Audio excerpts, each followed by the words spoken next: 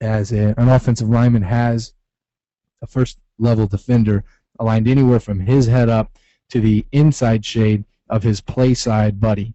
And so in this case, like if I'm the center in this case and the play's going to the right, I'm thick if there's anybody on my head up all the way to a 2-eye on that guard.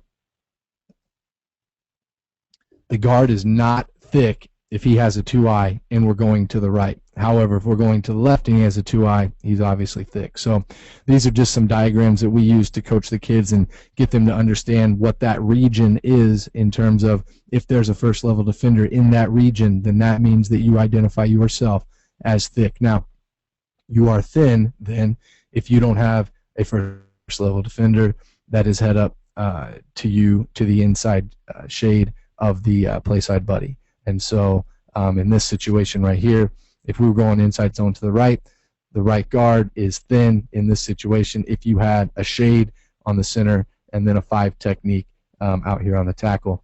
However, if you were going to the left and you had a shade to the backside here, and you were going left, now this guard, even though he has nobody on him, is actually called thick, and so that's how we diagnose that.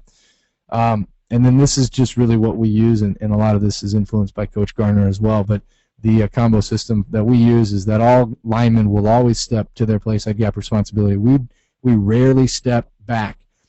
We feel like we want all of our steps to time up. We feel like we want those steps to time up with the running back. We want the defense to have the illusion of full flow to that side. And so we will all, no matter what our responsibility ends up being, take a step with our play side foot. That step may not go anywhere, but it will be taken with that play side foot. And then we talk about, we make it analogous to food. If I'm thick, then I'm going to eat. And if I'm thin, then I'm looking for something to eat. So I'm going to order a combo. And so when we talk about how to apply those rules in different situations that you might be in, we would say if I'm thick and I hear my backside offensive lineman say that he's thick, then I know that I'm going to eat. And eat for us means that I have an individual block, I have individual responsibility, I'm not going to get any help. Now if I'm thick and that guy behind me is actually thin, then I should expect him to be calling for a combo between the two of us, which now means I know that I've got that help coming from the inside, and so that's going to alter the approach that I'm going to take on that block. And then the last one is just the opposite of that second one, where now if I'm thin and I have a play side offensive lineman that's thick, then I have to make sure that I'm going to call a combo and get in on that action for him. Now, continuing with our fast food analogy, we talk about combo system sizes, and I felt like this was important to diagnose for them and talk about because no one combo is the same as another, but I did feel like there were some trends in terms of how we could approach these 3 different situations that we might find, and this is really regardless of what the front is that we might get into. The first one that we always start with is what we call a large combo, and we call it large because this thin man here on the left has no alignment on him at all. Okay, he does not have a backside, any kind of an eye alignment on him, and so what this is telling this guy is large means you're getting all of me. Okay, I'm free and I can come full all the way over to this play side gap, and it's really about letting this guy know that, but also reminding this guy of how that's different than some other situations. So. And we'll get into the specifics on technique of each of those 3, but really this is what we would call a large. So this could be a right guard, right tackle with a 5 technique, and then a split backer with a backside shade over here. So that might be a situation you'd find yourself in.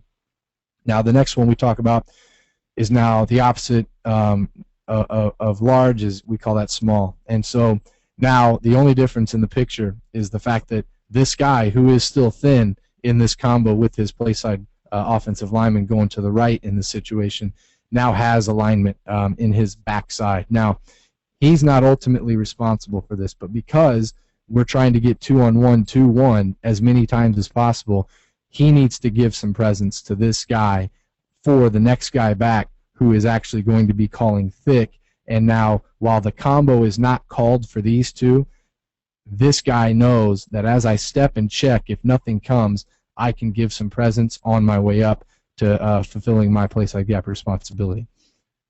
If this guy were to come, this guy ultimately is still responsible for it because he is calling a combination with himself and his play side guy. And we'll get into the specifics in a second.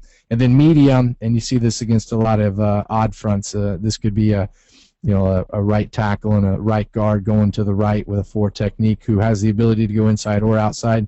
And this is our, we run a 50 defense, and this is what we have to install against. So essentially the medium is, I don't know whether this is going to end up being a large combo or a small combo, because not only is this guy in play, but now this guy who might be on the center over here is also in play because of all the slanting and angling that you would get in that type of defense.